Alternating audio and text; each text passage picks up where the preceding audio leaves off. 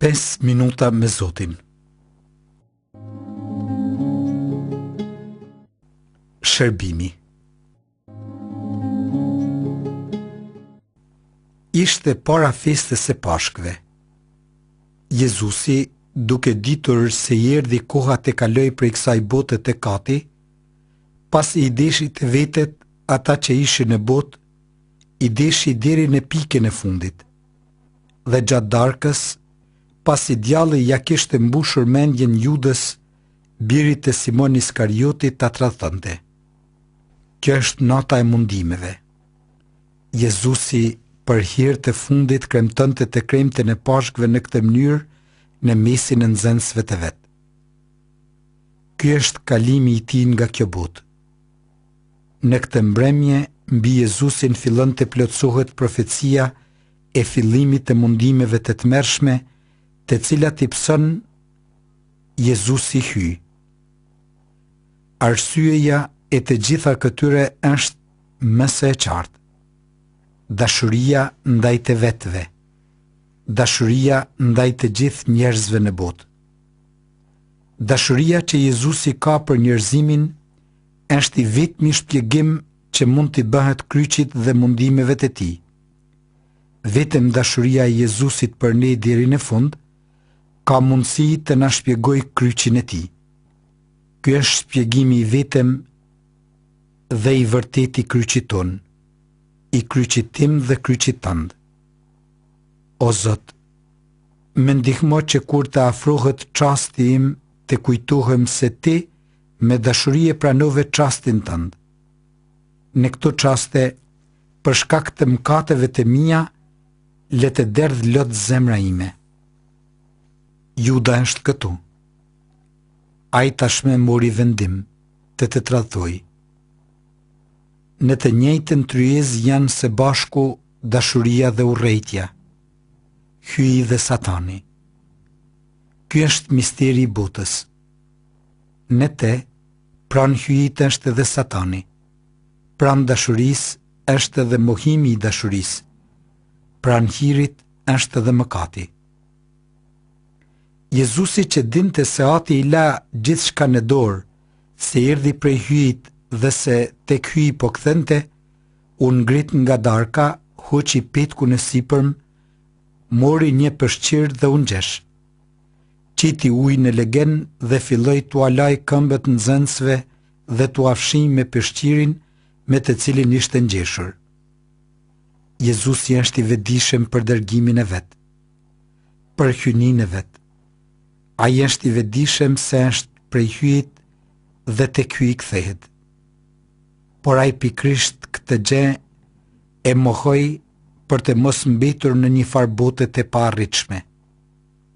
Ngrihet nga darka dhe fillon të bëjë diçka që ndal frymën e nxënësve. Në hishtje, shikojnë atë gjë që po bënte mësuesi i tyre. Shikojnë dhe mbajnë mend se cilin gjest që është në të njëjtën kohë i jashtëzakonshëm dhe i tmerrshëm. Se cila lëvizje e Jezusit pritet thellë në kujtesën e tyre. Çdo gjë në ta bëhet e paharrueshme.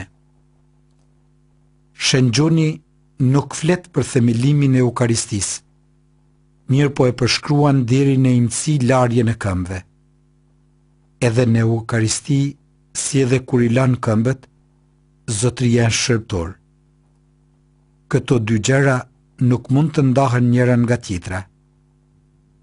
Ai dhurohet në Eukaristi. Ky është trupi im që flijohet për ju. Ai dhurohet edhe kur shërben. A do ta kuptoj këtë gjë ndonjëherë mjaftueshëm? A do ta vlerësoj dhe a do ta zbatoj në jetë? Arriti kështu të Simon Pietri. Ai tha: Zotri, ti të mi lash këmbët? Ç'po bëj unë, ju përgjigj Jezusi, ti tani nuk e kupton, do ta kuptosh më vonë. Pietri ju përgjigj: Nuk do të mi lash këmbët kurrë për këtë jetë. Nëse nuk do të laj, i tha Jezusi, nuk do të kesh pjesë me mua. derisa Jezusi erdhi tek Pietri, ai ja doli të vinë vete dhe të kundërshtoi. Nuk pati mundësi të mos eksplodonte. Ai është i drejt për drejt dhe i përcaktuar. Mësuesit ja laj këmbët.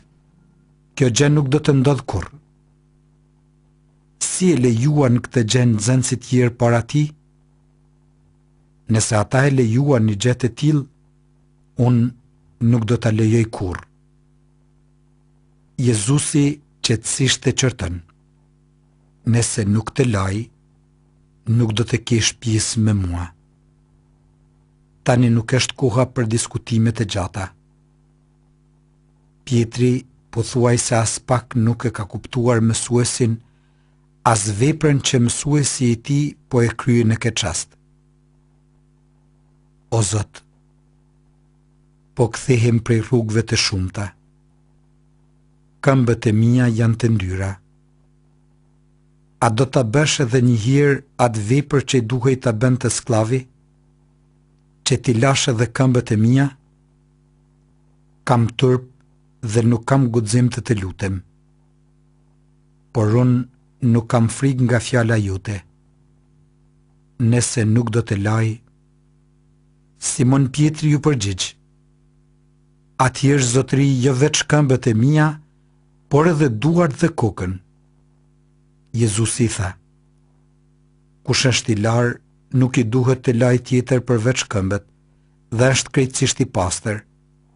Edhe ju jeni të pastër, por jo të gjithë. Pietri vërtet nuk kupton asgjë.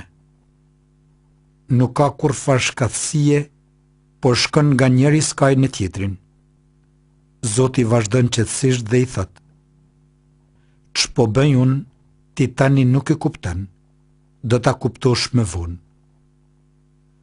Pasi u alau këmbët, mori petku në sipërm të vitin, ul prap në tryezë dhe u tha: a e kuptoni çka ju bëra?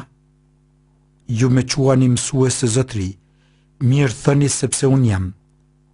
Nëse pra unë, Zotëria dhe mësuesi, ju lava këmbët, duhet që edhe ju t'ja lani këmbët njëri tjetrit.